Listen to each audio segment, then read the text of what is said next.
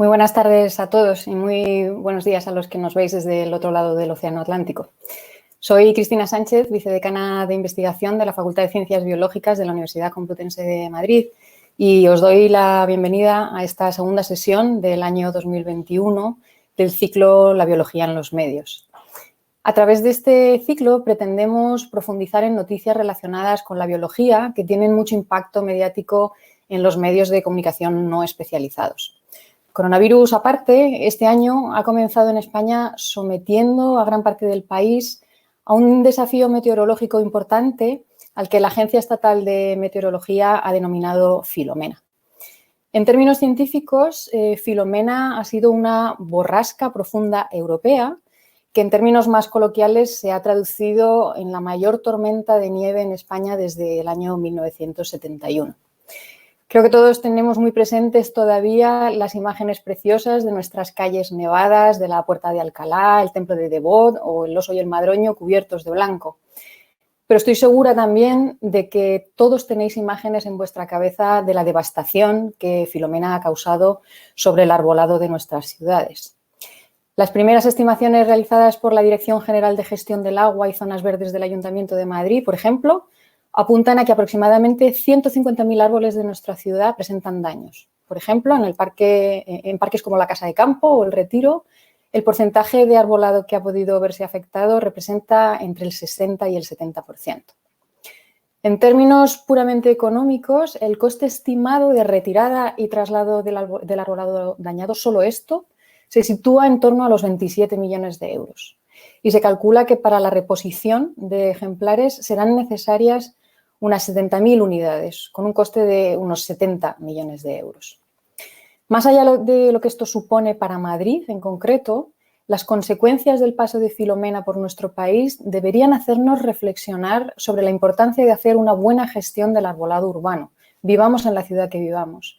Y es precisamente ahí donde los biólogos, entre otros colectivos, por supuesto, podemos hacer aportaciones relevantes. Esa gestión eficiente del arbolado urbano pasa por conocer las características de la biodiversidad y el ecosistema urbano, por reconocer el papel del árbol en la conservación de la biodiversidad en las ciudades o por conocer y gestionar el riesgo asociado al arbolado, cuestiones todas ellas en las que los biólogos tenemos mucho que decir. Para hablar de este tema, precisamente, tenemos hoy con nosotros a los directores del Máster Propio de Arboricultura y Gestión del Bosque Urbano de la Universidad Complutense de Madrid, Mariano Sánchez García y Felipe Domínguez Lozano. Cada uno de ellos hará una presentación aproximadamente de 30 minutos, tras los cuales abriremos un turno de preguntas de la audiencia. Para los que no conozcáis esta plataforma todavía y como habéis podido ver en el vídeo de presentación, podéis formular vuestras preguntas a través del chat que tenéis en la parte superior derecha de vuestras pantallas, donde dice preguntas, y podéis además votar a preguntas que hayan hecho otras personas. Cuando Mariano y Felipe terminen sus presentaciones, yo iré leyendo esas preguntas por orden de votos. Empezamos entonces dando la bienvenida a Mariano Sánchez García. Mariano es ingeniero técnico agrícola y máster en jardinería y paisajismo por la Universidad Politécnica de Madrid. Es actualmente conservador y jefe de la Unidad de Jardinería y Arboricultura del Real Jardín Botánico de Madrid y es además profesor invitado en la Escuela Técnica Superior de Arquitectura de Madrid, de la Universidad Politécnica, y presidente de la Asociación Española de Arboricultura.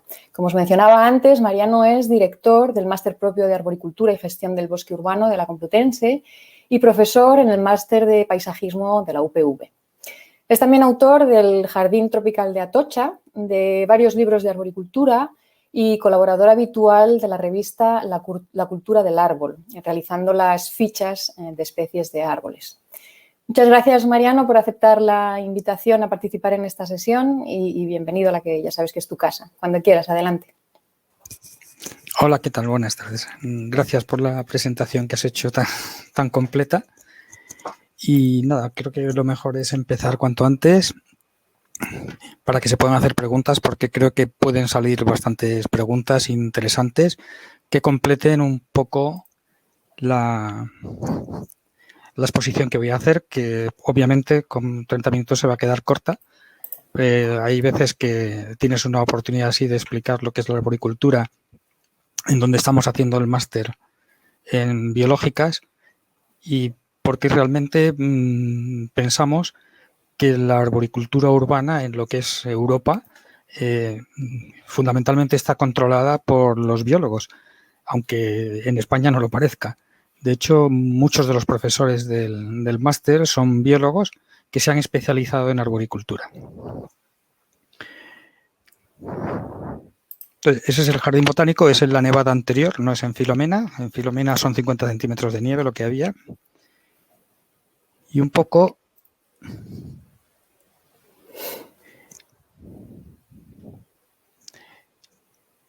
aquí está lo que supone, voy a enfocar Filomena desde el punto de vista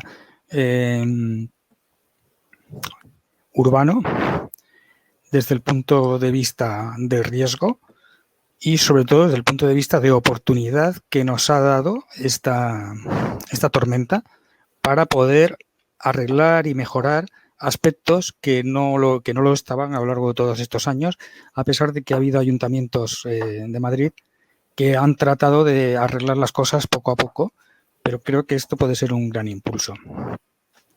Desde luego no podemos hacer nada no hemos podido hacer nada contra Filomena, es una tormenta natural. Los árboles lo que tenían era que no estaban preparados.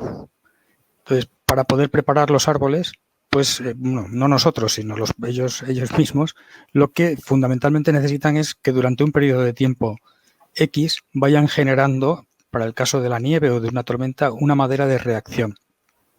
Una madera de reacción que se encuentra en la base del tronco o en la base de las ramas y que según la carga que vayan teniendo esas ramas van generando un mayor volumen de madera para soportar todo ese peso o todos esos movimientos que periódicamente y frecuentemente reciben. De ser una tormenta inesperada como esta, con un peso de nieve completamente que ninguna rama ni ningún árbol había podido tener durante muchísimos años, no se ha generado esa madera de reacción y las ramas se han partido y algunos árboles se han partido. Otro aspecto que veremos después un poco a la hora de observar qué podemos hacer con los árboles que permanecen en pie y con los árboles que han perdido algunas ramas es evaluar el riesgo de cómo se han quedado algunos árboles que han cargado demasiada nieve. Una de las cosas que hemos perdido, que además es fundamental para la ciudad de Madrid, que es una ciudad bastante contaminada, es el 5% de la masa foliar aproximadamente. Ese 5% de la masa foliar es lo que hace que, por ejemplo, en vez de haber, creo que eran 14.000 muertos de contaminación al año en Madrid, pues al faltar ese 5% puede haber un mayor tanto por ciento de personas que tengan problemas de respiración e incluso de muerte. Entonces, es fundamental conservar la mayor cantidad posible de masa foliar y con la reparación que podamos hacer de esos árboles dañados, no retirar todavía un mayor tanto por ciento, porque entonces el daño en contaminación y medioambiental para la ciudad de Madrid sería todavía mayor. Bueno, aquí podemos ver, ya comento alguna diapositiva, árboles caídos por una nevada, sobre todo han sido perennifolios, obviamente. Pues los caducifolios, en principio, la nieve ha pasado a través de las ramas sin cargar excesivo peso, con lo cual no se han tenido por qué partir. Pero, sin embargo, hay aquí algunos síntomas que podemos ver, más en parques y jardines. No me estoy refiriendo tanto a casa de campo o de esa de la villa, que no tienen un tratamiento ornamental o de jardinería, de infraestructura urbana. Estos vuelcos están también en parte porque están sobre una pradera, con lo cual han generado unas raíces superficiales que el peso de la nieve, o sea, una nevada menor que esta habría tirado también ese árbol. Entonces, lo que tenemos que hacer es, después de lo que vamos a hablar de futuro, es tratar de paliar estos defectos que se han hecho en plantaciones para que no vuelva a ocurrir en la siguiente nevada, que no tiene por qué ser de 50 centímetros.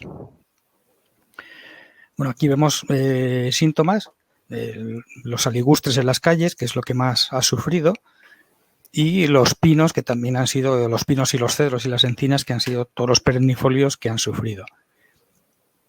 De tal forma que, aparte de que decimos e insistimos que es un fenómeno natural, hay un tanto por ciento en lo cual se puede deducir que ha sido también por una praxis que se podía haber mejorado.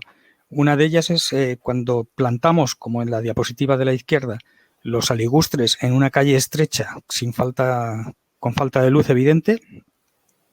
Los crecimientos van a ser ahilados, las ramas van a crecer exageradamente longitudinalmente en detrimento del grosor, del espesor del tronco o de la propia rama, de tal forma que cuando caiga una nevada pues se van a doblar, como podemos verlos allí, hasta que se terminan por partir.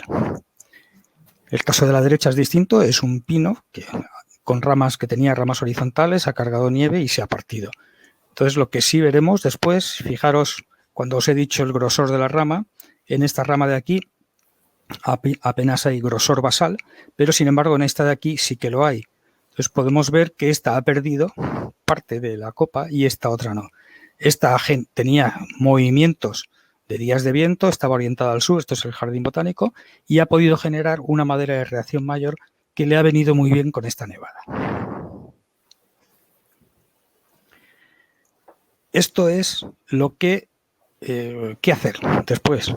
Esto es lo que no se tiene que hacer. Esto es lo que os he contado antes, que si hemos perdido un 5% de la masa foliar, que es las hojas, no son los troncos, son las hojas las que retienen los contaminantes, aportan oxígeno, retienen el CO2.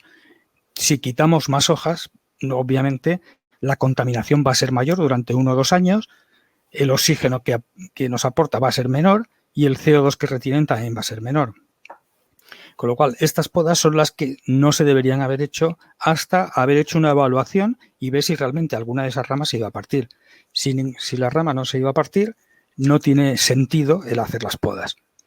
Una de las cosas que pretendemos desde la Asociación Española de Arboricultura es evitar estas podas sistemáticas en los concursos y en los pliegos de los ayuntamientos. Y, bueno, en la imagen de la derecha la tenéis que conocer porque es la Facultad de Ciencias Biológicas, donde han hecho otra poda que realmente, ¿para qué hace falta la poda? ¿Necesita un árbol ser podado? ¿En la naturaleza necesitan la poda los árboles? No la necesitan. Luego, no era necesario hacer este tipo de poda. Sobre todo porque además las podas van a generar en los cortes, no es el caso del plátano, que compartimentaliza bien la herida, pero van a generar cortes que pueden iniciarse pudriciones y las ramas que vayan a crecer de estos puntos de corte pueden tener el peligro de caerse un día de viento dentro de 5 o 6 años. Esto es uno de los cedros, bueno, en realidad es el cedro más importante que se nos ha partido en el jardín botánico, un Cedrus libani con 2 cimales importantes y uno ha sido el que se ha caído. Un cedro que puede tener tranquilamente una tonelada y media de peso y que ha partido el emparrado del jardín botánico, que es donde tenemos la colección de parras históricas. Visto lo que ha hecho, vamos a ver que damos por supuesto que se han caído muchísimas ramas, se han caído algunos árboles, pero realmente ahora lo que tenemos que hacer es conservar. ¿Y qué vamos a hacer para conservar? Entonces, os he puesto aquí, hay carreras universitarias, es una formación específica, no existe una formación reglada en arbolado urbano, tiene que ser algo específico, o bien con másteres, o bien cursos de especialista. Y son las carreras universitarias de agrónomos, agrícolas, forestales, montes, medioambientales y biológicas, los que, digamos, participan de unos conocimientos base que después hay que mejorar y perfeccionar a base de cursos de posgrado específicos. Y como destacar, pues está el máster de arboricultura urbana de la Facultad de Biológicas de la Complutense de Madrid, que está en convenio con el Real Jardín Botánico CSIC. Son 5 áreas, después lo comento mejor al final. Aquí tenemos, hemos hablado de riesgo, aquí tenemos claramente unos árboles con un riesgo bajo. No quiere decir que no lo tengan, porque aquí en la base pueden tener una pudrición y este árbol partirse con 4 hojas tranquilamente. Pero esto es lo que no queremos. Esto realmente no nos aporta nada en los servicios ecosistémicos del arbolado urbano, porque prácticamente no va a tener hojas nunca. Entonces, no se ve el sentido de plantar todos estos árboles para después tenerlos mutilados de esta forma, con lo cual no da ningún tipo de beneficios. Después, a la hora del riesgo, tenemos que evaluar también un poco hay riesgo, pero después está la defensa del árbol que pueden hacer algunos ciudadanos. Entonces, en la defensa del árbol, primero debería ser un especialista, que son los especialistas que salen de esas carreras universitarias que os he dicho y desde luego de hacer el máster de arboricultura urbana, los que tienen que evaluar qué está pasando del suelo, del cuello del árbol hacia arriba, para poder decidir si ese árbol hay que podarlo, no necesita nada, necesita ser retirado. Antes, sobre todo, por ejemplo, de encadenarse, aquí vemos a la baronesa Thyssen, encadenada a un árbol con pudriciones, no se ve la parte de arriba, la rama tenía pudriciones arriba, y unos meses después, en el mes de mayo, delante del Museo del Prado, se cayó esta sofora que estáis viendo aquí, que rompió el banco. Afortunadamente no había nadie en el banco, pero podría haber producido un grave daño a algún ciudadano que estuviese allí. Después, a la hora de estar evaluando un poco qué árbol se ha quedado, estos no son árboles que se hayan quedado, esto es en Bilbao, enfrente del Guggenheim, una serie de plátanos que han sido mal podados. Esto es una de las cosas que se aprende en el máster, a aprender bien a cómo se tiene que hacer la poda, si es que es necesaria esa poda.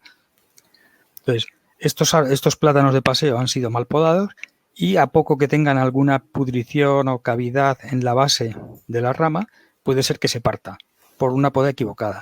Si paseáis por Madrid habréis visto que esta es la poda típica que se hace en los Ulmus pumila de las calles de la ciudad.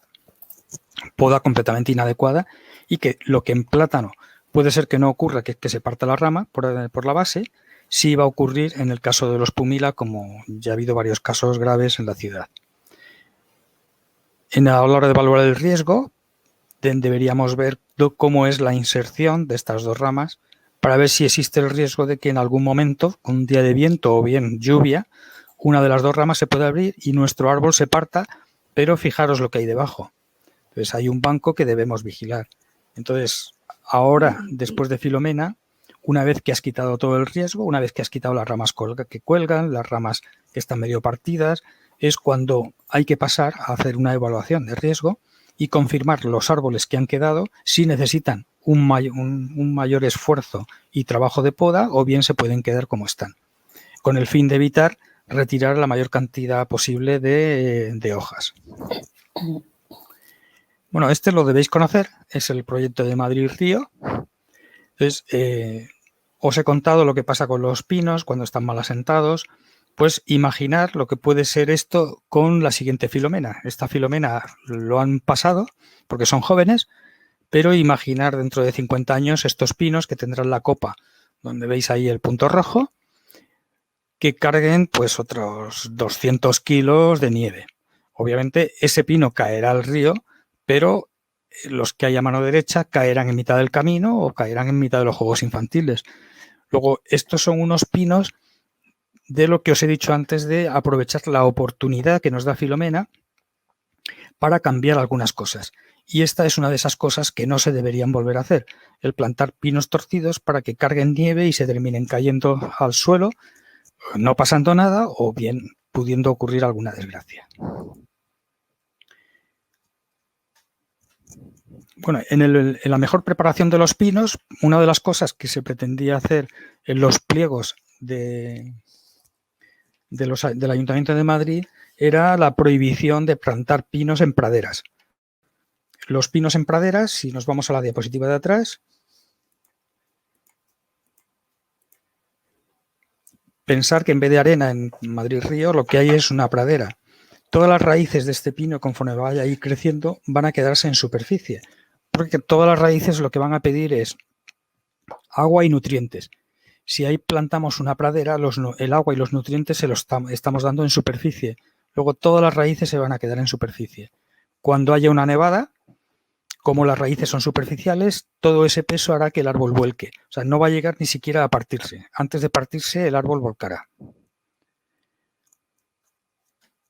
Bueno, aquí vemos otro ejemplo de lo que puede ser, ya digamos, metiéndonos un poco en el futuro, lo que tiene que ser el nuevo diseño de la ciudad y las nuevas plantaciones de la ciudad. Ese dibujo que estáis viendo ahí a mano izquierda es la calle Serrano.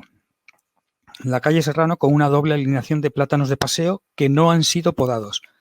Y imaginar ahí como veis alguna rama que atraviesa prácticamente todo el edificio, porque si lo dejamos crecer a todo vuelo sin tocarlo, las ramas van a cruzar el edificio.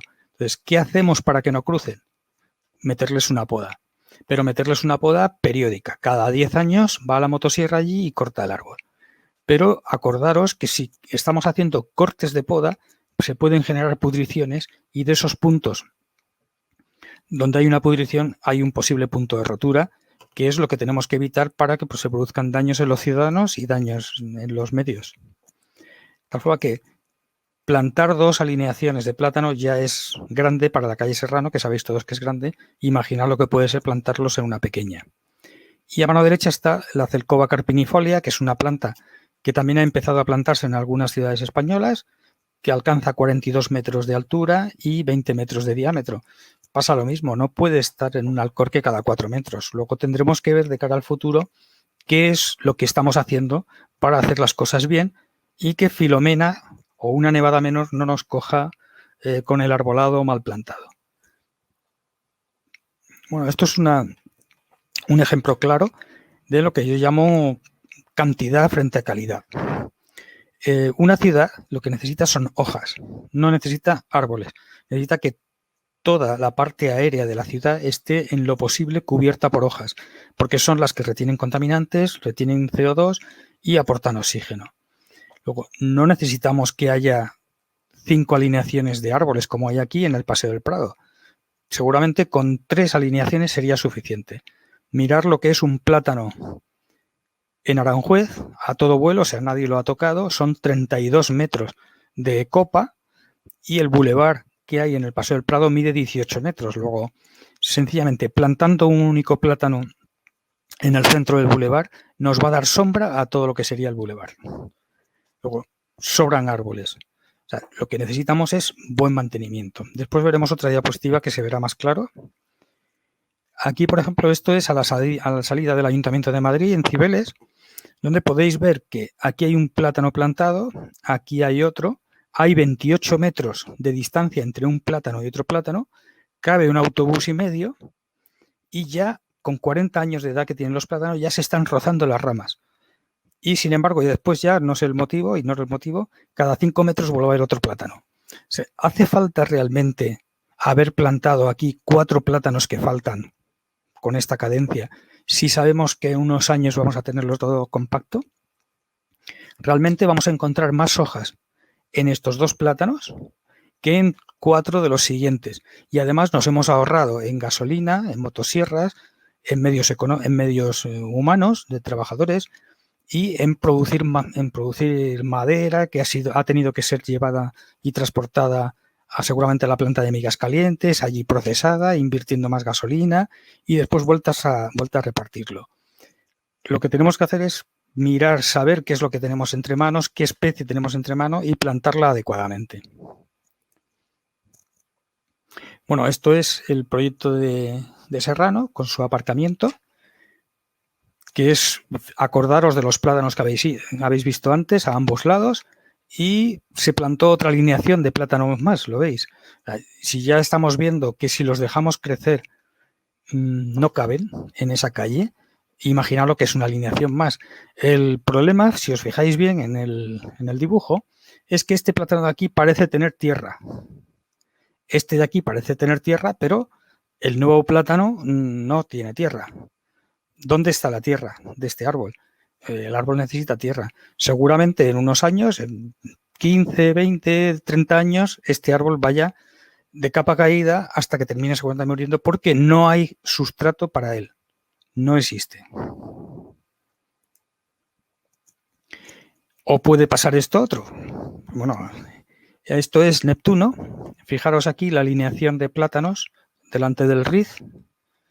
Son plátanos viejos, deben tener unos 50, 60 años y han plantado una alineación nueva de plátanos aquí.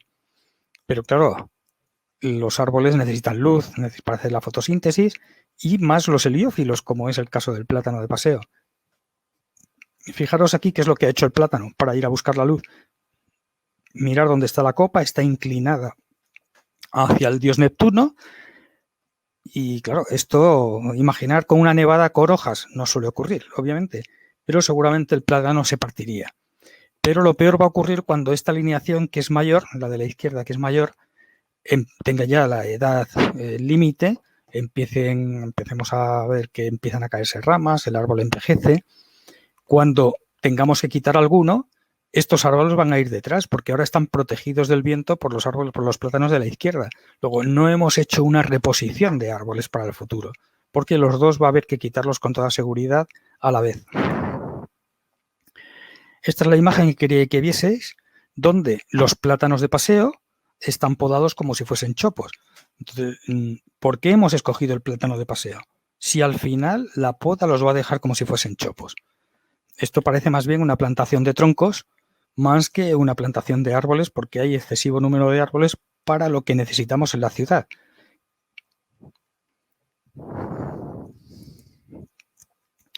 Bueno, aquí veis la misma imagen con árboles que les gusta mucho la luz, como son los Ulmus pumila, y que se van sistemáticamente hacia el centro de la calzada.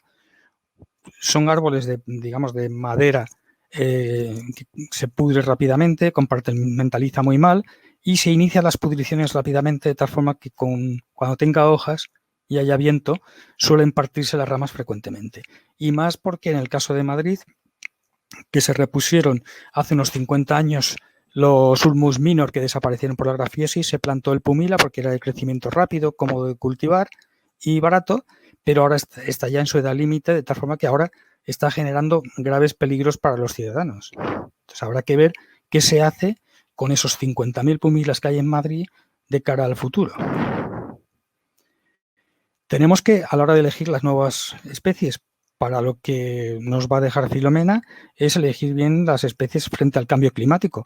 Hay un problema grave en la ciudad de Madrid, hay un claro cambio climático con una humedad ambiente muy baja en verano y con unas sequías fuertes también en verano, donde aquí vemos la Sophora japonica en flor, el Stymnolobium japonicum.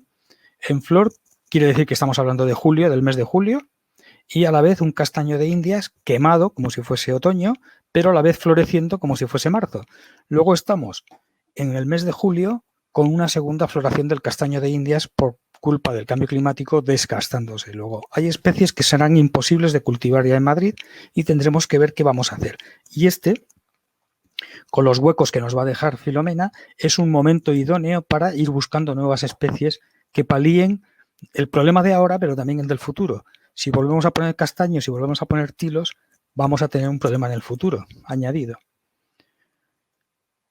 En esa elección de especie, pues tendremos que ver que, en esa elección de ver el riesgo que tenemos, tendremos que ver qué nos ha dejado Filomena, porque hay veces que los árboles están bien aparentemente, pero hay que hacer una evaluación de riesgo, que es una de las, digamos, partes fuertes del máster de arboricultura urbana.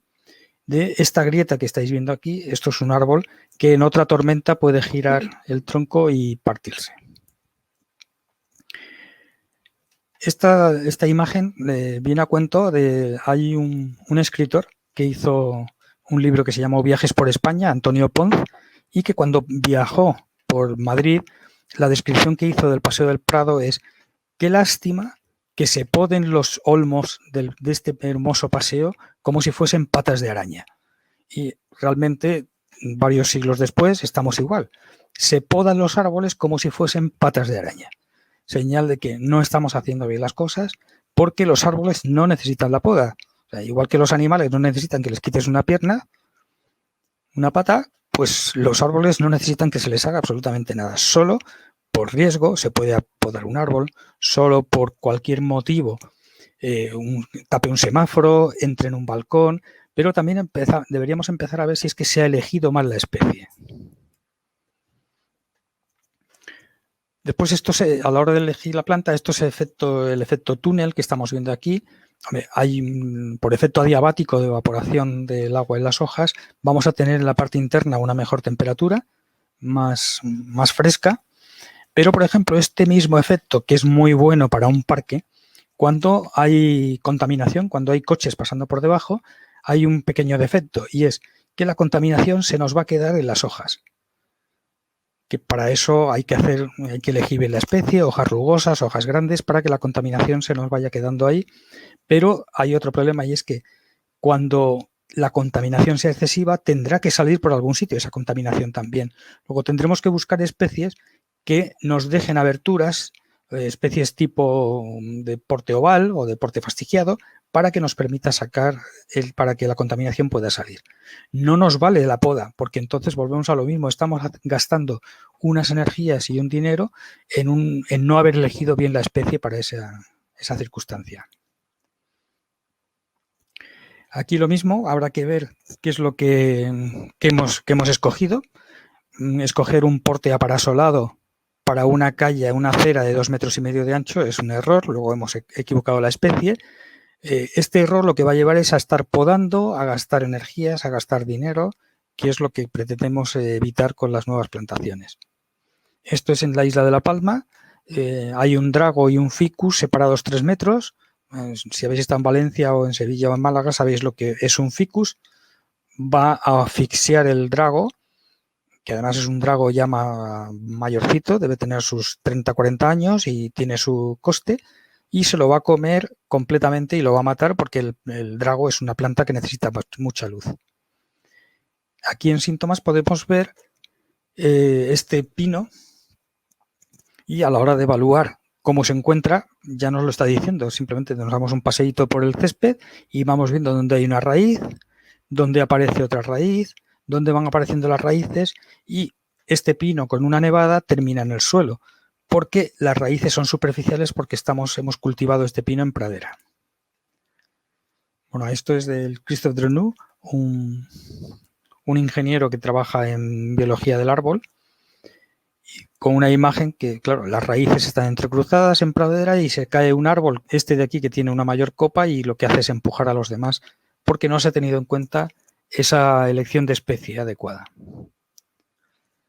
Esto es en el Retiro, en el año 91, que se cayeron 150 árboles de un vendaval, y vemos que las raíces son superficiales porque estaban metidas en una pradera.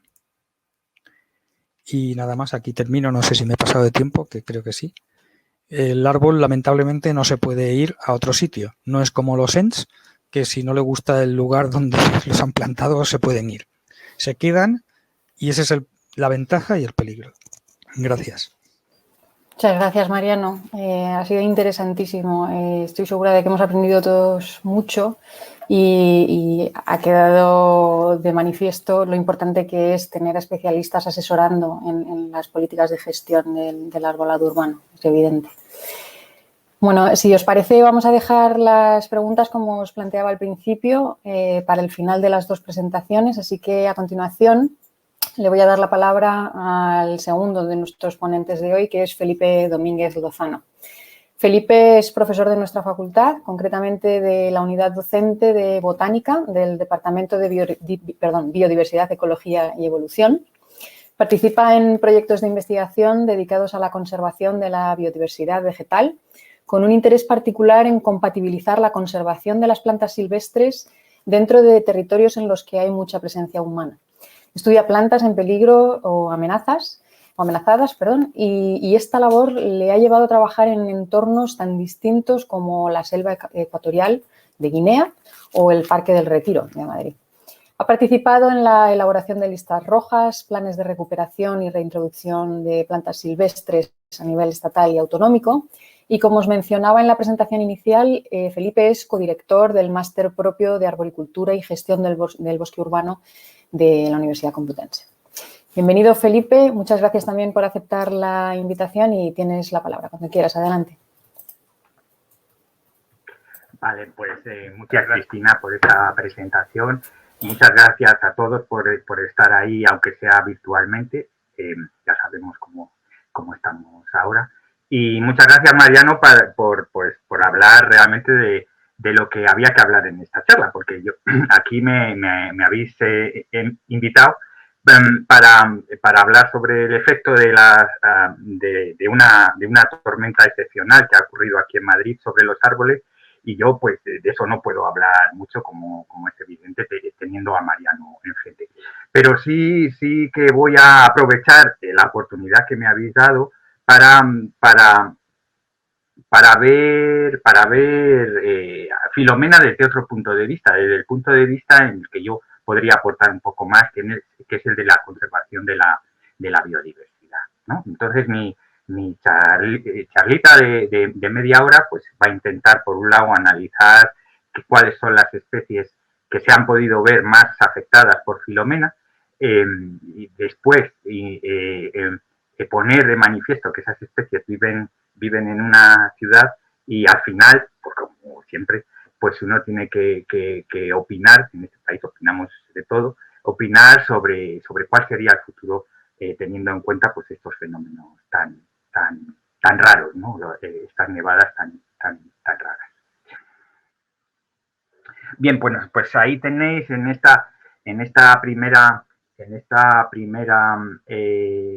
imagen, pues algo de lo que pues ahora ya estamos un poco hartos, ¿no? Ver una ciudad como Madrid completamente cubierta de nieve. Esta en concreto es una imagen que está tomada desde la Casa de Campo, desde el sitio, en uno de los sitios más altos de la Casa de Campo, cerca del teleférico, y en el primer día de la nevada, donde podéis ver, pues al fondo no se ve, no sé si se consiguen ver, pero se ve el perfil de los edificios de Aluche en concreto, ¿no? Como decía, que desde el punto de vista de los biólogos conservacionistas, que es de lo que yo puedo opinar, pues lo que más nos preocupa es por qué se desaparecen. En este caso, cuáles son las especies que se han caído más o que se han visto más afectadas por esta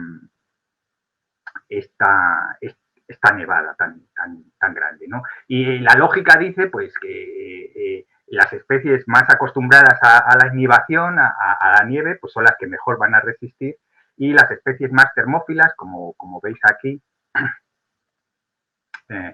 como veis en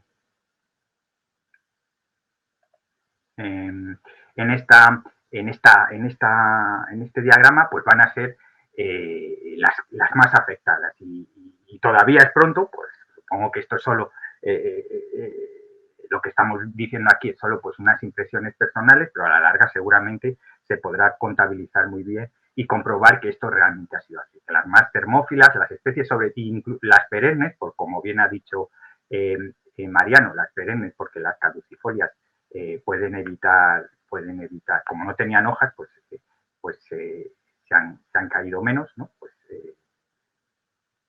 de aquí, pues claro, se han visto menos afectadas. Luego también, dentro de estas hipótesis de partida, pues no sé, parece lógico pensar que las especies más naturales, es decir, las especies que denominamos autóctonas del lugar, pues van a estar más capacitadas para soportar pues fenómenos ambientales que ya han ocurrido antes y que por tanto pues han sido testados en ellas, ¿no? Y en cambio las especies más artificiales, o las especies que no son propias de ese lugar, y pues se verían, como digo, pues más afectadas en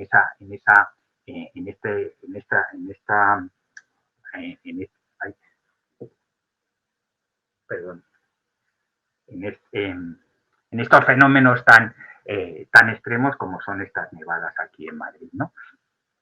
Por otro lado, también como biólogos nos podemos preguntar qué tipo cuáles son los individuos que más se van a ver afectados dentro de todo ese bosque urbano del que nos hablaba Mariano. Pues podemos preguntarnos también si los individuos más viejos pues son los que en principio pues van a sufrir más, pues porque se les ve ya más añosos, con más ramas secas, y los individuos jóvenes que tienen unas ramas todavía pequeñas y más o menos flexibles, pues serían los candidatos a una supervivencia mayor, ¿no? Bien, así las cosas, pues yo os voy a contar aquí un poco pues la opinión personal que me ha dado pues la observación de este fenómeno que todos hemos también tenido esa oportunidad, ¿no? Ya que no va a suceder, o por lo menos eso dicen los meteorólogos, este tipo de nevadas no suceden nada más que en periodos de 50 o de 100 años, pues por lo menos salir al campo, en este caso salir a la ciudad y observar lo que estaba sucediendo. Y esta es una diapositiva que veis aquí, que muestra el efecto de la nevada Filomena el primer día. Ya sabéis que fueron 2 días de nevada, de lluvia, de nieve intensa, y este es el efecto que tenía, o el aspecto que tenía un pinar de Pinus pinia, un pinar de Pinus pinia plantado en la casa de campo, el primer día de la nevada, en la tarde del primer día, ¿no? Y este es el mismo lugar al día siguiente, todavía con la nieve cayendo, ¿no? Después de 20, bueno, ya sabéis todos las precipitaciones o la continuidad que tuvo este fenómeno, ¿no? En donde tuvimos la ocasión de presenciar en directo pues cómo estaba sucediendo esa caída masiva de ramas. Estuvimos en el rato que estuvimos andando, ya con la nieve por las rodillas, en la casa de campo, cada 2 minutos se caía una rama de alguno de los individuos por donde estábamos pasando. De modo que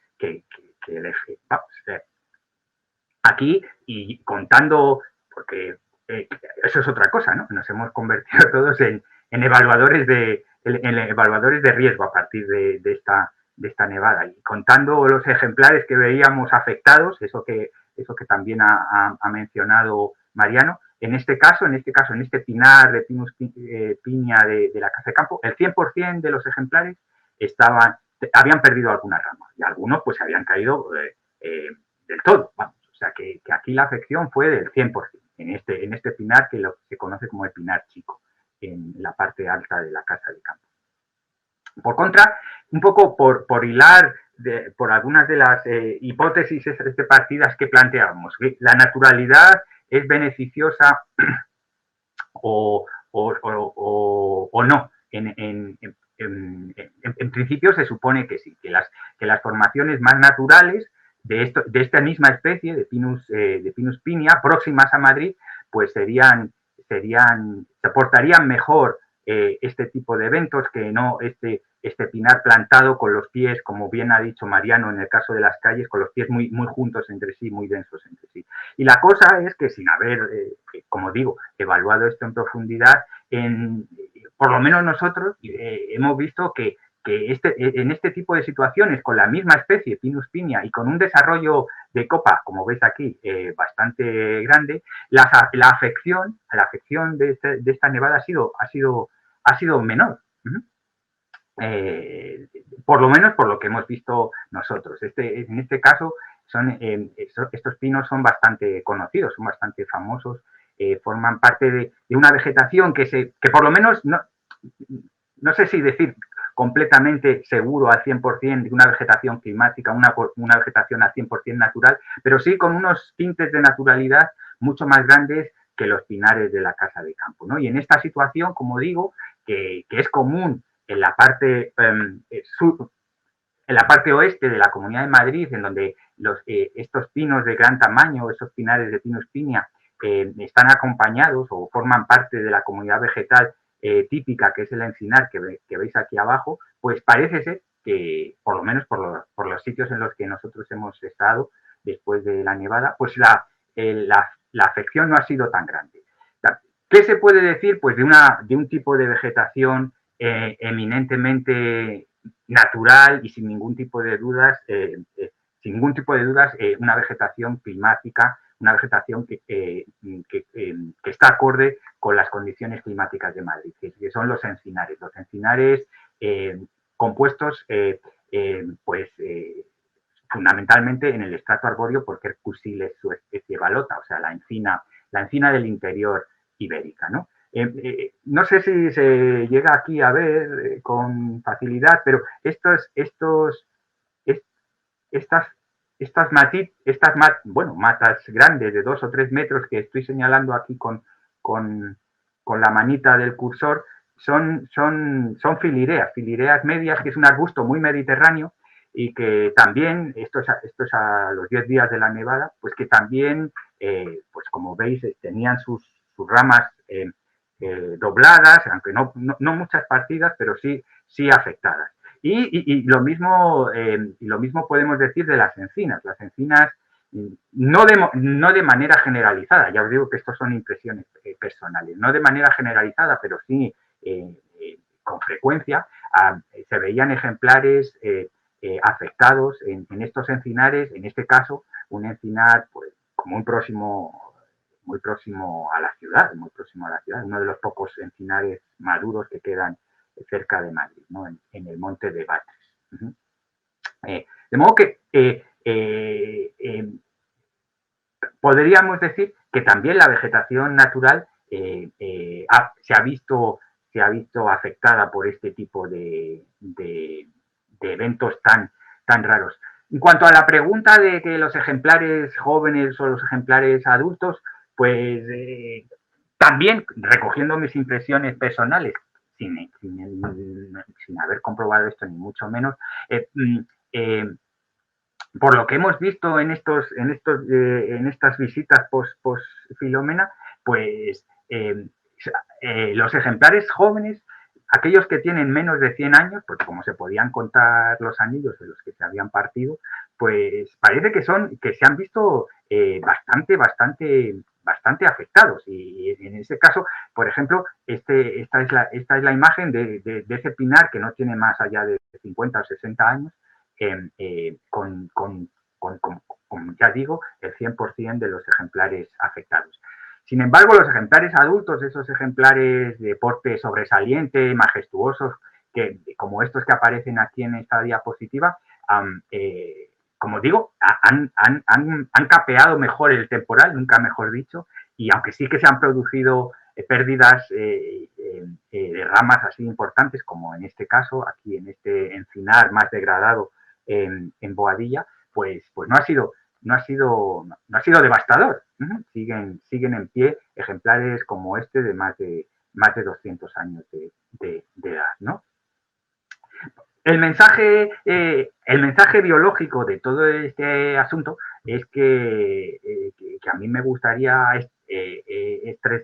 poner de manifiesto es que los árboles se mueren y que se caen, como resulta obvio. Y que Filomena, gracias a Filomena, pues lo tenemos bastante claro sin necesidad de irse a sitios lejos de la ciudad, ¿no? Se caen y cuando se cae un árbol, pues en algunos casos, pues el efecto puede ser bastante llamativo. Se están cayendo continuamente de forma natural, ¿no? ¿Y dónde es donde más se caen? Pues en las zonas pues más inhibadas del planeta. Y aquí tenéis, por ejemplo, un caso de un lugar con unas precipitaciones casi todas de nieve de más de 1000 milímetros anuales, en donde, como veis, pues, y en esto Mariano podría ayudarnos a interpretarlo, como veis, la poda natural que se ha producido pues es bastante manifiesta y las caídas de esa nieve acumulada durante todo un año. Esto es Abies magnifica, el abeto rojo americano, que constituye pues unos bosques boreales, unos bosques de perennifolios, de hoja perenne, muy característicos de la Sierra Nevada de California y de Oregón, del occidente americano. Nosotros también tenemos el mismo ejemplo, de comunidades vegetales acostumbradas a la inhibición, sin ir más lejos, como digo, mucho más cerca en la Sierra de Guadarrama, los pinares de altura de pino albar, de pino silvestre, también experimentan nevadas, también experimentan tormentas y el resultado, cuando la gestión lo permite, es decir, cuando no se retira la madera, es que se caen, los árboles se caen, se mueren y producen estos paisajes que son completamente naturales, ¿no?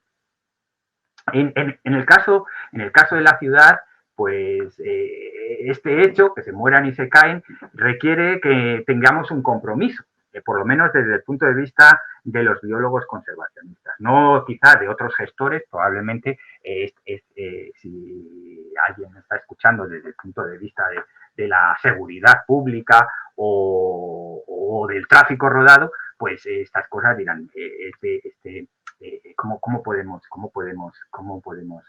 admitir esto?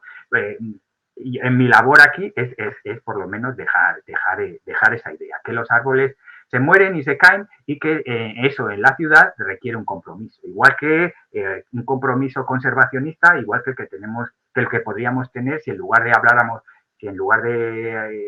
hablar de árboles, pues habláramos de cualquier otra especie amenazada o protegida. Y cada vez hay más casos en donde especies amenazadas viven en entornos urbanos, incluso grandes predadores que de vez en cuando copan las noticias en fotos sorprendentes, en donde se ve deambular por una ciudad pues a leopardos o a leones, no aquí, no es el caso de España, claro, pero sí en otros sitios, ¿no? Y los habitantes de esa ciudad tienen un compromiso, asumen que hay un riesgo y en nuestro caso deberíamos asumir que hay un riesgo de caída de esos árboles y vivir con ese riesgo y planificar, como decía Mariano, para asumir que los árboles se van a caer y que debemos vivir con ello. Esto es un poco llevado a un dibujito.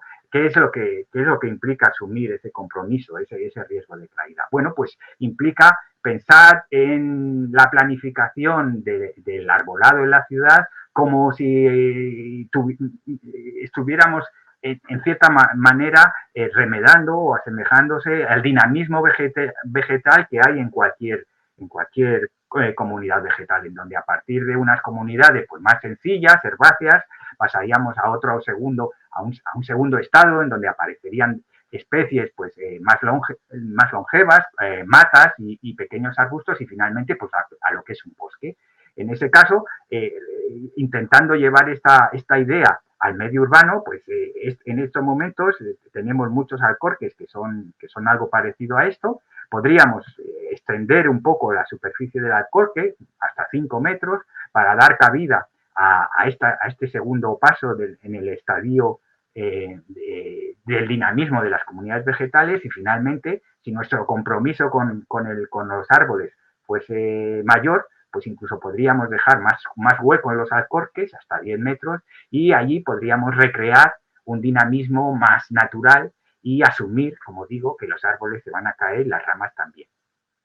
Eso es un poco el compromiso que se extiende, si queréis, si se quiere, a toda la biodiversidad, toda la biodiversidad de la ciudad. En la ciudad no solo viven los seres humanos, sino que compartimos la ciudad con un número de especies que es bastante elevado, que es sorprendente, ¿no?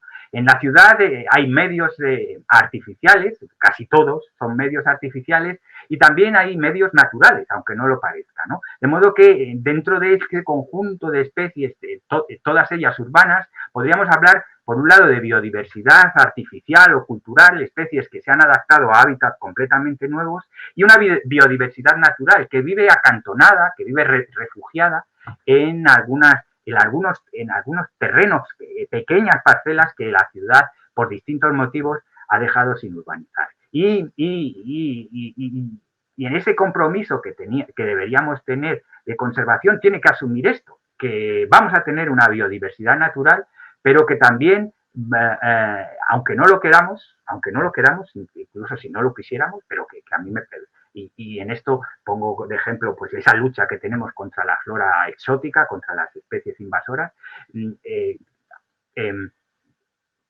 Vamos a tener que compaginar una biodiversidad natural y una biodiversidad cultural en el entorno urbano y gestionar esa biodiversidad teniendo en cuenta estas tensiones, esa relación y esa convivencia entre especies que podríamos denominar naturales, autóctonas bueno, sí, bien vistas, si queréis, y la biodiversidad cultural que la conformarían otras tantas. Esto es un poco a lo que me refiero. Esto es biodiversidad cultural llevado al extremo, ¿no? Que es esta casa de este arquitecto austriaco en la ciudad de Viena, en donde pues intentó llevar esa biodiversidad que veía en el campo al diseño de los edificios, ¿no? En Madrid tenemos diversidad, no sé si ya biodiversidad natural o biodiversidad cultural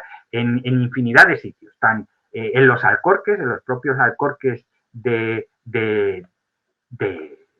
las plantaciones en las calles, pues hay en este concreto, pues hay 1, 2, 3, 4, 5 especies bastante visibles. Plantago lagopus, que es este que hay por aquí, este equium, que probablemente sea Plantaginium, un Diplotaxis con las flores amarillas, los bromus, que son herbáceas que se ven por aquí. Hasta hay citadas especies que son capaces de vivir en Alcorques, hasta 100 especies de flora vascular que podríamos compartir o que podríamos catalogar como biodiversidad cultural o natural. No se sabe muy bien en este punto. O otro ejemplo aquí en el Parque del Retiro, en donde ya no solo hay herbáceas, si queréis, sino que hay los biólogos denominamos un reclutamiento natural de especies arbóreas. En este caso, de especies arbóreas que son alóctonas, puesto que están en su día no existían en el territorio madrileño y que han sido traídas plantadas para formar parte de la flora del parque y que ahora mismo tienen, como digo, un reclutamiento natural, una dinámica demográfica natural. ¿Es esto también, o esto es una encina de más de 200 años o 300, ¿no? Que está viviendo en el corazón de Madrid, ¿no? En este parque en el parque de la Quinta de Torres Arias, ahí al lado de Ciudad Lineal, y que como digo, pues es un ejemplo más de la biodiversidad que es capaz de albergar una ciudad, ¿no? O este otro, un herbazal con una comunidad natural. En este caso no es producto de la alteración, sino que estos herbazales y matorrales gipsícolas es la vegetación climática, la vegetación potencial de unos suelos muy concretos en el sur de la provincia de Madrid, unos suelos ricos en yesos y en margas, y que tenemos una pequeña muestra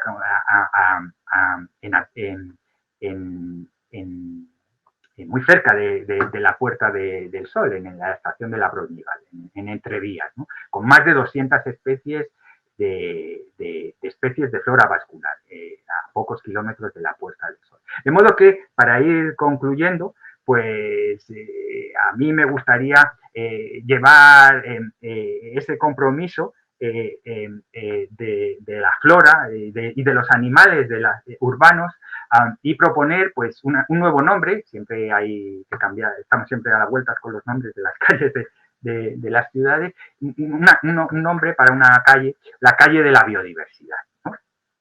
Esa calle podría tener un poco, desde el punto de vista de los biólogos, Mariano y otros compañeros del máster, pues me han comentado, hemos comentado estas propuestas de diseño de calles, sobre todo de esta calle, de la calle de la biodiversidad, en donde lo que deberíamos buscar desde el punto de vista de los conservacionistas, desde el punto de vista de la biología, que ya digo, desde el punto de vista sanitario o desde el punto de vista de la ordenación del tráfico, pero quizás sí, a lo mejor desde el punto de vista de los ciudadanos que estén interesados en este tipo de biodiversidad cultural, pues de un diseño de una calle en donde buscáramos heterogeneidad con elección de árboles de distintas especies y que tuvieran una respuesta climática diferente unos de otros, por supuesto con una edad diversa, con una población estructurada en edades, que no todos fueran del mismo tamaño, vamos, y que el tamaño de los alcorques, de los famosos alcorques,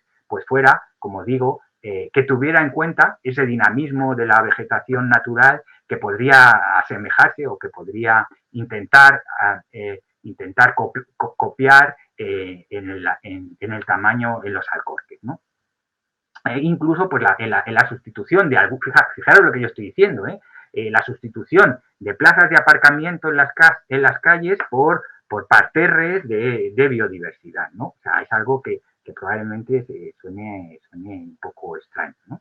O la creación de hábitats rupícolas. Los hábitats rupícolas ya sabéis que son los hábitats de rocas, las rocas, los acantilados, el hábitat en lugares naturales está lleno, es una oportunidad de colonización y de evolución muy importante, ¿no? Y hay mucha flora asociada a los paredones, a los acantilados, a las paredes de las montañas, y que pueden también verse podemos intentar traerlas a la ciudad si tuviéramos unos muros adecuados. Y por no hablar de lo que ha mencionado Mariano con la flora acuática, si pudiéramos poner de vez en cuando un estanque en esta calle de la biodiversidad, ¿no? En resumen, pues quizá llevando también estas estrategias de conservación en el medio natural, en donde siempre decimos que debemos intervenir lo mínimo posible, pues llevarlo también a este campo, a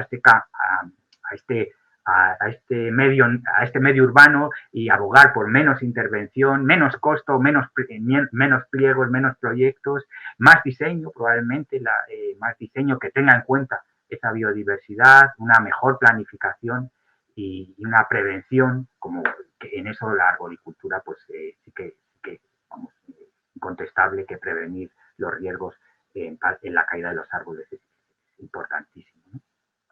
Y pensar, desde luego, ya no solo en los árboles, aquí parece que eso, me gustaría que por lo menos eso hubiera dejado claro, lo demás pueden ser muchos interrogantes, pero si hay algo claro es que no solo debemos pensar en los árboles, en el medio ambiente urbano, sino también en otro conjunto de especies. Y ya no me refiero solo a la flora, sino también especies animales.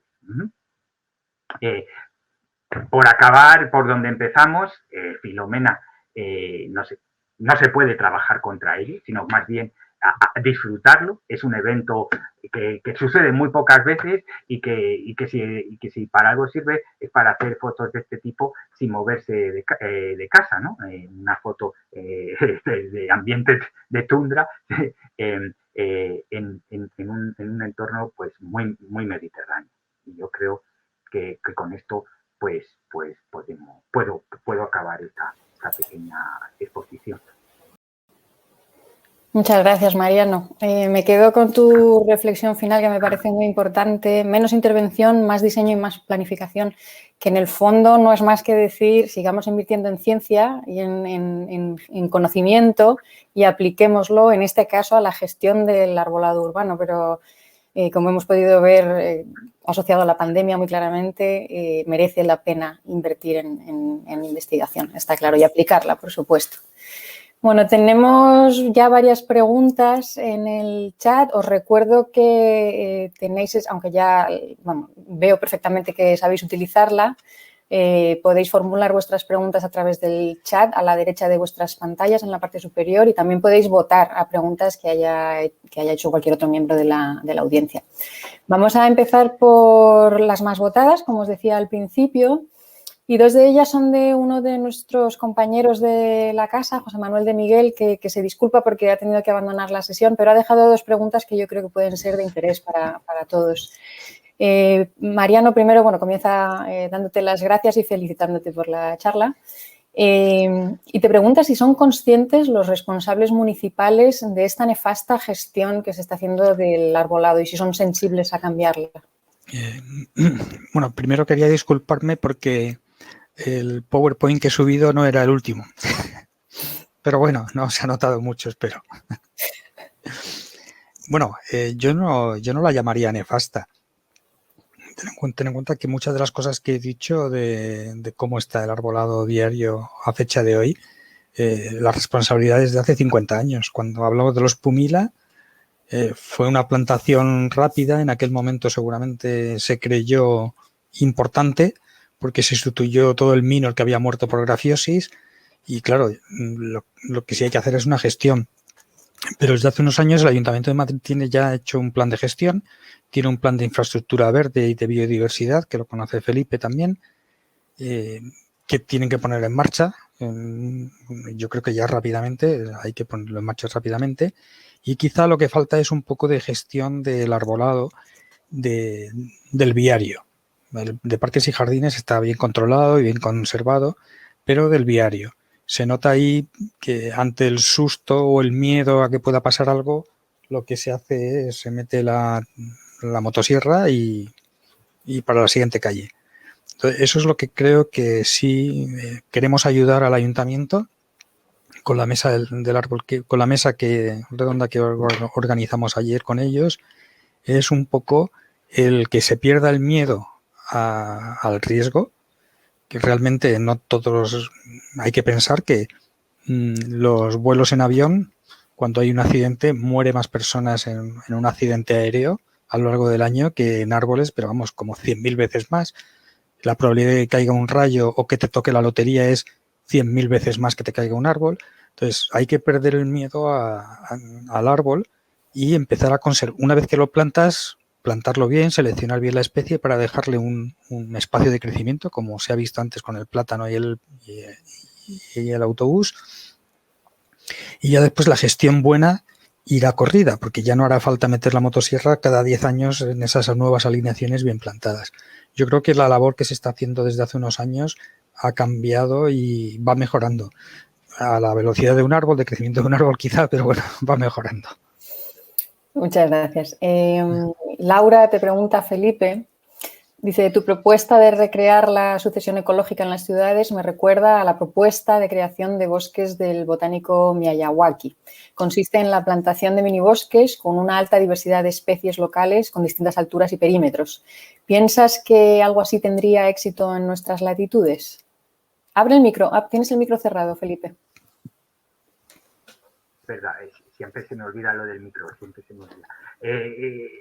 Muchas gracias, Laura, por esa pregunta, porque es lo que hay que saber responder, ¿no? ¿Tiene viabilidad estas cosas? Porque queda muy bonito así decirlo en una charla. Y la verdad es que para contestar eso, yo creo que no tenemos una varita mágica. Para contestar eso hay que ver si hay algo parecido ya en las ciudades, en donde cuál es el tamaño mínimo de microreserva o de reserva pequeñita en donde podamos recrear o en donde ya esté ese dinamismo natural en marcha. Y de eso en Madrid, pues, como digo, podemos verlo en comunidades herbáceas, no en bosques, pero sí en otros sitios. Por ejemplo, en Kuala Lumpur, en Malasia, hay un bosque de por lo menos 30 especies arbóreas, creo recordar, de 10 hectáreas en donde hay una selva tropical. En mitad, es como el Retiro, pero natural. Es una comunidad que por siempre son razones históricas las que han mantenido unas pequeñas parcelas de bosques, en este caso, de bosques tropicales dinámicos y completamente naturales. De modo que si hay ejemplos ya en otros sitios, pues podremos intentarlo, podemos por lo menos intentarlo. La ciudad es muy grande, que nos dejen solo 2 o 3 parcelas para hacer un experimento y ver cómo funciona un dinamismo natural en un entorno urbano. Pero yo no lo sé. No sé si quieres añadir algo, Mariano.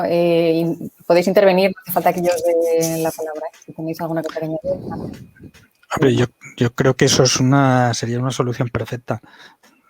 Felipe, te animo a que hables con el Ayuntamiento de Madrid, ¿no? Porque hay parcelas, y más ahora, después de Filomena, yo creo que hay parcelas del Ayuntamiento que no sé si miden 10 hectáreas, pero sí, para hacer un experimento sí que podrían valer. El botánico no se queda para eso. Pero hay parcelas por ahí, sobre todo en las nuevas zonas forestales que está haciendo el Ayuntamiento por la zona de Valdebebas, claro, que sí podría ser un buen uso. Sí, sí. Y de hecho hay bosques artificiales en estos momentos funcionando de Ulmus pumila, con otras especies, con plátanos, con un reclutamiento natural. En Moratalá, por ejemplo, hay un bosque de 20 o 30 años que en estos momentos funciona como un bosque natural. En una parcela olvidada ahí, no sé, alguna razón urbanística habrá para respetarla y por qué si hay un bosque artificial, una biodiversidad cultural, ¿por qué no podemos aspirar a tener un bosque, recrear un bosque natural en la ciudad? Sí. Sonia dice que, como hemos podido ver en tu charla, Mariano, nuestras calles están en Madrid, por lo menos están pobladas de forma masiva por pies de árboles. ¿Cómo se podría actuar ahora mismo para mejorar esta situación? ¿Eliminar dichos pies sobrantes sería lo adecuado? Bueno, ahí yo creo que para tomar una medida así drástica habría que hacer primero un plan de gestión, porque bueno, en el jardín botánico es que no tenemos prisa para hacer las cosas. Y creo que en la ciudad tampoco debería haberlas. No se puede empezar con una tala. O sea, para arreglar algo no se puede empezar con una tala. O sea, lo que habría que hacer es, con una evaluación de riesgo, a lo mejor de las calles que están ya los árboles más envejecidos, ver qué se puede hacer para renovar ese tipo de calles. Entonces, el Ayuntamiento de Madrid tiene herramientas, y yo creo que ya lo tiene trabajado, conocer la edad de los árboles que hay en las distintas calles de la ciudad para saber cuáles son las que van a tener que renovarse antes y empezar a trabajar sobre ellas, de tal forma que los plazos de ese cambio o de esa gestión para ese cambio sea 9, 10 o 12 años, no sea 2 o 3, porque en realidad para las plantas no tenemos prisa. Y eso sí que sería un buen primer paso, porque se vería que el resultado, desde luego, es inmejorable para seguir durante 50 años ir cambiando las calles de la ciudad y dejando los marcos de plantación más anchos o no, adecuados a cada especie. José Manuel ha dejado otra pregunta para ti, Felipe, antes de irse. Quiere saber si crees que la gestión del arbolado puede ser más relevante que el origen de la especie, ya sea autóctona o no, natural o plantada, a la hora de explicar su respuesta a la tormenta. Por lo menos, claro, dentro de los perennifolios. Eso yo creo que Mariano lo ha dejado bastante claro, ¿no? Que si no sé, si no cuidas al árbol en algún momento o no tienes una gestión que planifique para eso, pues sí, efectivamente, vamos, digo yo, por lo que hemos visto. Pero también yo sigo pensando que porque me puede la vena biológica. Yo creo que hay determinadas especies que lo han pasado mucho peor que otras con el temporal, que son esas especies termófilas que no solo con el peso de la nieve, yo lo discutía el otro día también con Mariano, sino también con las bajas temperaturas, ha hecho que soportar, que se partieran ejemplares jóvenes que parece inexplicable, que solo por el peso de la nieve y con la flexibilidad que se supone que deben tener, sobre todo los individuos que todavía no han lignificado mucho las ramas, pues estaban todos abatidos, ¿no? De especies muy termófilas como el piñonero, Pinus pinea, yo creo que en ese sentido sí que ya no dependen tanto de la gestión, sino de su comportamiento hacia estos fenómenos tan extremos en su medio natural, ¿no? O sea, que nieve, por ejemplo, en Doñana, pues es muy difícil, ¿no? O en toda la costa portuguesa, ¿no? Un clima frío, pero muy oceánico, en donde la nieve no cae en la costa y en donde, por ejemplo, tiene sus máximas expresiones este pino, ¿no? De forma natural. En el caso, por ejemplo, del jardín botánico, creo que hemos tenido más daños por las heladas que por la nevada. Digamos que a plazo corto, o sea, hicimos ya una primera inspección el mismo domingo de la nevada y el lunes ya estábamos trabajando, vimos que los daños mayores eran por la nevada, pero conforme llegó la helada, unos días después, nos dimos cuenta que hemos perdido 30 palmeras por las heladas, tenemos que esperar 6 meses por lo menos a ver si la yema realmente está muerta. Claro. Los 3 eucaliptos que tenemos están con todas las hojas completamente heladas, el myoporum, la grevillea, o sea, realmente al final el número de árboles dañados ha sido casi más alto por la helada que por la nevada.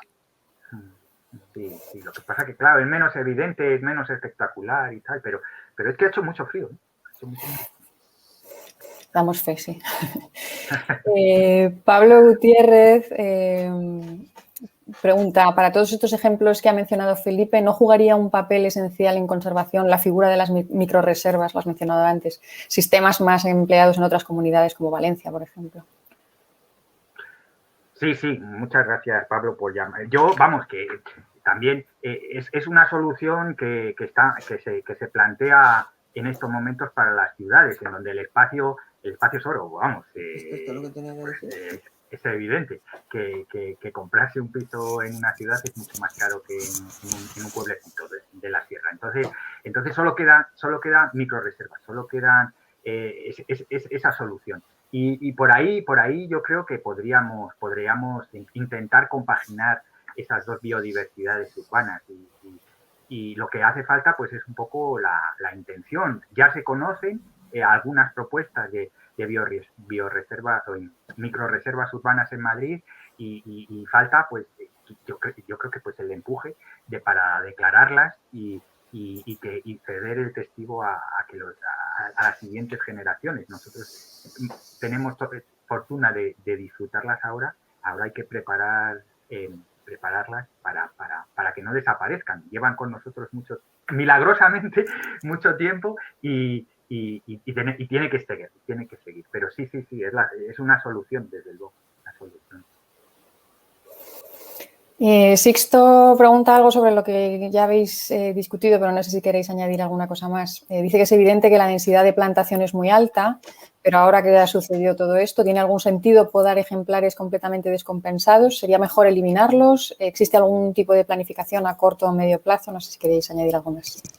Bueno, el Ayuntamiento de Madrid sí que está haciendo una evaluación del arbolado de tal forma que lo que tiene que estudiar es cómo se han quedado los árboles y si realmente si tienen riesgo quitarlos, pero si no tienen riesgo ver la posibilidad de no hacer desaparecer tanta masa foliar. Por otra parte, en parques y jardines, por lo menos en los jardines históricos o en paseos emblemáticos, también tenemos que tener en cuenta, que lo tenía puesto en el otro PowerPoint, lo que es el paisajismo. O sea, una cosa es tener un pino que quieres conservar porque le queda un 20% de copa en un parque perimetral de la ciudad o en una zona, digamos, relicta, y otra cosa es tenerlo en el Parque del Retiro o en el Paseo del Prado. O sea, hay que compensar un poco dentro de lo que es la ciudad en el valor paisajístico del árbol o de la arboleda. No hay más preguntas en el chat, pero yo sí quería haceros un par de ellas. Una muy para los madrileños, para los que vivimos aquí. ¿Cómo está la situación en el Retiro? ¿Cuándo creéis que lo van a poder abrir? Bueno. Sí, yo no he estado, yo no sé. Eso Mariano, sé. Bueno, yo no he entrado todavía, pero por lo que sí me han dicho, le queda los 2 meses que había dicho el Ayuntamiento de Madrid, van a ser 2 meses reales o incluso más, porque una cosa es nuestro jardín botánico, que son 8 hectáreas y que tiene un número limitado de visitantes, y otra cosa es el Parque del Retiro, donde en realidad, además de parque histórico y bien de interés cultural, es un jardín de barrio, es un parque de barrio, porque está lleno de gente. Entonces ahí el riesgo tiene que estar mucho más controlado que en cualquier otro sitio. Entonces yo creo que los 2 meses igual se quedan cortos, pero de luego son necesarios para poder ver todo el arbolado, porque es que además no es solo el árbol o la rama el árbol que se ha caído no tiene problema, ya está troceado. No solo la rama que se haya caído, sino que es que, sobre todo en coníferas, puede haber habido unas mini grietas o unas microgrietas pequeñas que se pueden manifestar con tormentas posteriores. De forma que seguramente sigan cayendo alguna rama, no muchas, alguna rama a lo largo del año, sobre todo con tormentas, porque es muy difícil en 20.000 árboles subirse todos a todas las ramas, estar estudiándolos y viéndolos. Desde abajo se suelen ver casi todas las cosas y además tiene un equipo de poda muy bueno que imagino que hará un estudio, pero un estudio de 68% de 20.000 árboles son muchos árboles.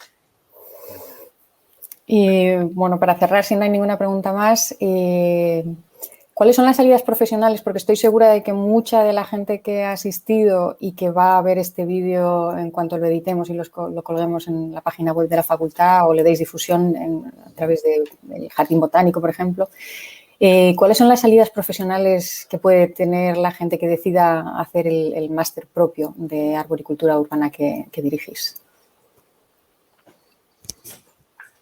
¿Contestas tú, Felipe?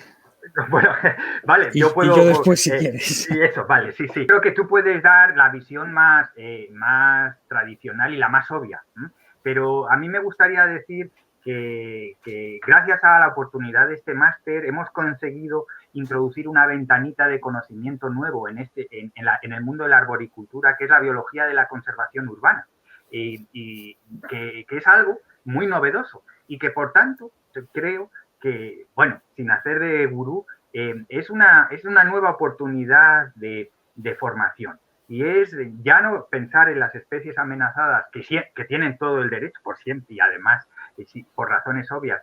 No solo pensar la conservación de esos paisajes o de esas especies emblemáticas que todos hemos visto desde que éramos pequeños y para los que casi nos sentíamos predestinados, ¿no?, a conservar los gorilas o a conservar los grandes bosques de secuoyas, sino que gracias a este máster hay un módulo este año de conservación de biodiversidad urbana, en donde podemos empezar a utilizar esas herramientas en hábitats naturales en el entorno urbano.